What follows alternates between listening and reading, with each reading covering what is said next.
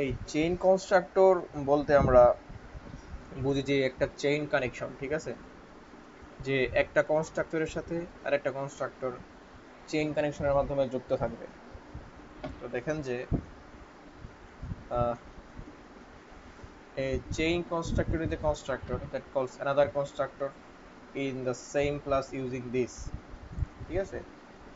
A chain constructor is a constructor that calls another constructor by using this keyword. Okay, we use it uh, okay,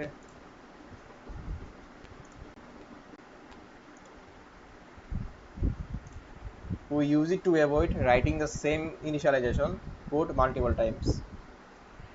Okay, here the initialization times is only one. এখানে আমরা initialization করেছি শুধু একবার, ঠিক আছে। দেখেন এখানে কোনো ইনিশিয়ালাইজেশন নাই, এখানেও নাই, এইখানে শুধু আমরা একবার করেছি। তো এখানে বলছে যে we use it to avoid writing the same initialization code multiple times, মানে আমরা আমরা যদি এই চেইন কনস্ট্রাক্টরটাকে ইউজ করি তাহলে আমাদের যে কনস্ট্রাক্টরের ভিতরে বারবার যে ইনিশিয়ালাইজেশন করার একটা পেইন, এটা আমাদের খাইতে হবে না, শুধু লাস্টের কনস্ট্রাক্টরে যা ইনিশিয়ালাইজ করলেই হয়ে যাবে, ঠিক আছে। এইটাই the reduce it reduces code duplication and makes the code cleaner, ঠিক আছে। আহ, এই যে ইট রিডিউসেস কোড ডুপ্লিকেশন, মানে এটি কোড ডুপ্লিকেশনটা কমায়। তো কোড ডুপ্লিকেশন বলতে আসলে কি এটাকে বুঝতে হবে।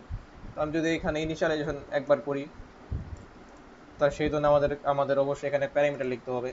প্যারামিটার লিখলাম, ধরেন ইনিশিয়ালাইজেশন করলাম, ভালো কথা। আবার প্যারামিটার লিখলাম, আবার ইনিশিয়ালাইজেশন করলাম, ভালো কথা। আবার আবার প্যারামিটার লিখলাম, আবার করলাম। তো এই যে বারবার হচ্ছে না, এটা কি, এটা হচ্ছে ডুপ্লিকেশন, ঠিক আছে। And makes the code cleaner and easier to maintain.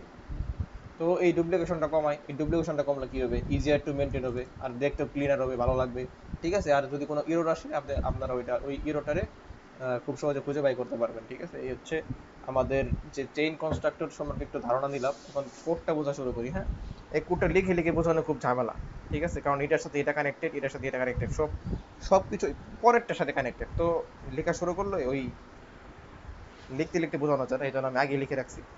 তো দেখেন যে এখানে একটা কনস্ট্রাক্টর আমরা দেখতে পারতেছি যে স্টুডেন্ট দিস,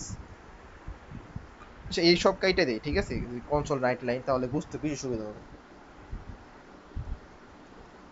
আজে বাজে জিনিস। আচ্ছা, এখানে দেখেন যে একটা কনস্ট্রাক্টর স্টুডেন্ট স্টুডেন্ট স্টুডেন্ট, যেটা আমাদের অবশ্যই ক্লাসের সাথে মিল রেখে আমাদের আর কি ক্রিয়েট করতে হবে, ঠিক আছে। আপনারা এক্স ওয়াই জেড দিলে কিন্তু হবে না, স্টুডেন্ট দিতেই হবে। আর হচ্ছে যে আমরা এই যে স্টুডেন্ট কনস্ট্রাক্টের ভিতরে, আচ্ছা আগে একটু ওভারভিউ দিই। এই যে আমাদের যে এই তিনটা কনস্ট্রাক্টর এখানে আছে না, আর চারটা কনস্ট্রাক্টর আছে, আর হচ্ছে আমাদের একটা ডিসপ্লে মেথড আছে, আর হচ্ছে আমাদের একটা মেইন মেথড আছে, ঠিক আছে। তো দেখেন যে এই চারটা কনস্ট্রাক্টরের ভিতরে ফার্স্ট যে কনস্ট্রাক্টরটা সেটা একটু দেখেন, যে স্টুডেন্ট দিস, এই হচ্ছে আমাদের ভ্যালু। তো এই ভ্যালুটা স্টুডেন্ট লিখলাম, আবার হচ্ছে এই সাইনটা দিলাম, সাইটের নাম যেন কি কলন মনে হয়, কলন সাইনটা দিলাম। তো এই সাইনটা দিলাম, এই সাইনটা দিয়ে আমরা দিস দিয়ে এটা লিখলাম। তো এই যে একটা কনস্ট্রাক্টর লিখে তারপর আমরা এই দিস দিয়ে এটা লিখলাম, তো এইটার আর কি এটা আমাদের কি কাজে আসবে বা এটা কি হলো, ঠিক আছে, এটা আসলে কি হলো। তো আমরা এই যে ভ্যালুটা লিখলাম, এই যে 111, ঠিক আছে, বা 100, 100 দিলাম। তো এর কারণে এই যে 100 ভ্যালুটা সেটা আমাদের এখানে এসে পড়ছে, ঠিক আছে।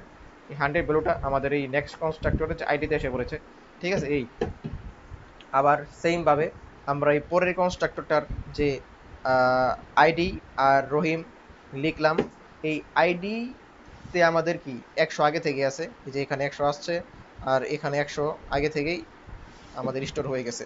তো আমাদের কি বলতে গেলে এই এই ভ্যালু 100 আর হচ্ছে এই রহিম আমরা এখানে লিখলাম। এখানে লেখার কারণে কি হইলো, এখানে লেখার কারণ হইতেছে যে আমাদের ভ্যালুটা সুন্দর করে এইখানে পাস হয়ে গেল। কোথায় পাস হয়ে গেল, আইডিতে আসলো হইতেছে 100, নেমে আসছে হইতেছে রাহিম, ঠিক আছে। তো সেম ভাবে আবার আমরা এই কনস্ট্রাক্টরটারও দেখি।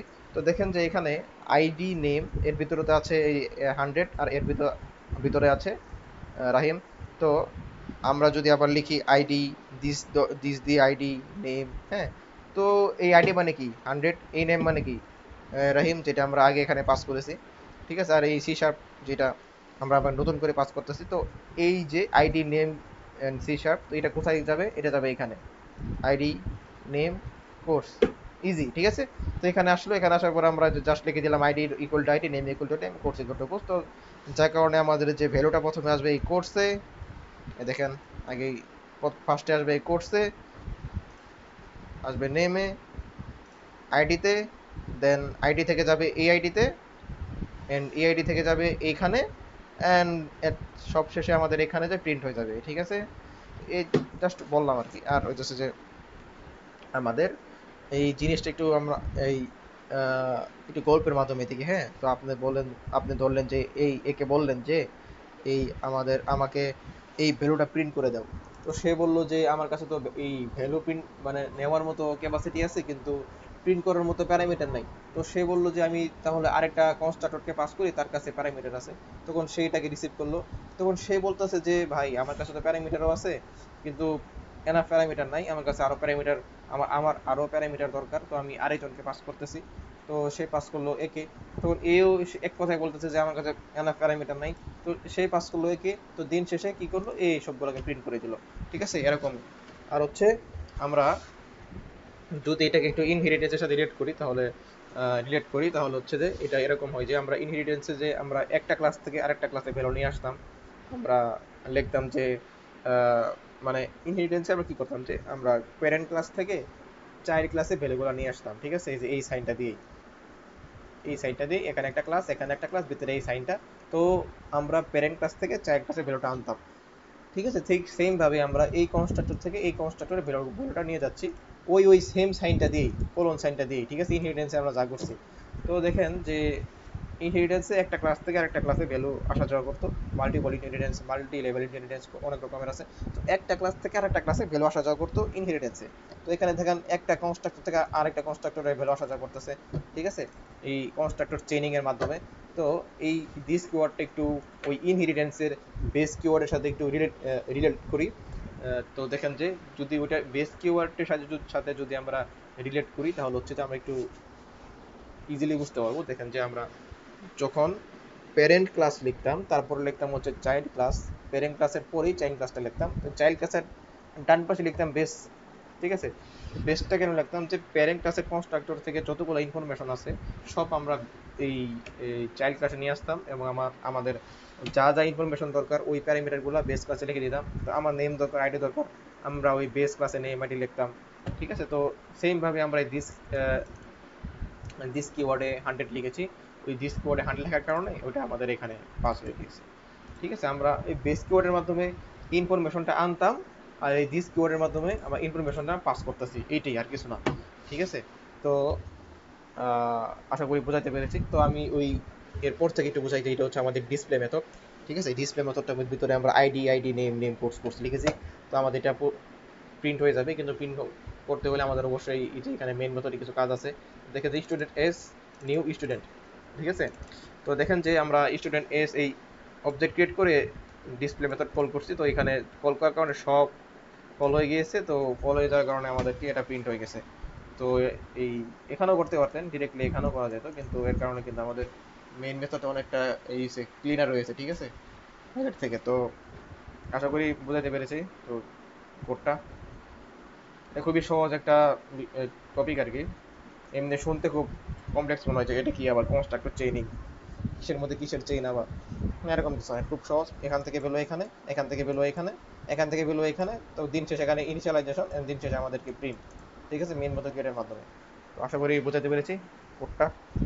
আহ, আহ, আজকে তো এই পর্যন্তই, একটা টপিকে পড়ালাম। আল্লাহ হাফেজ।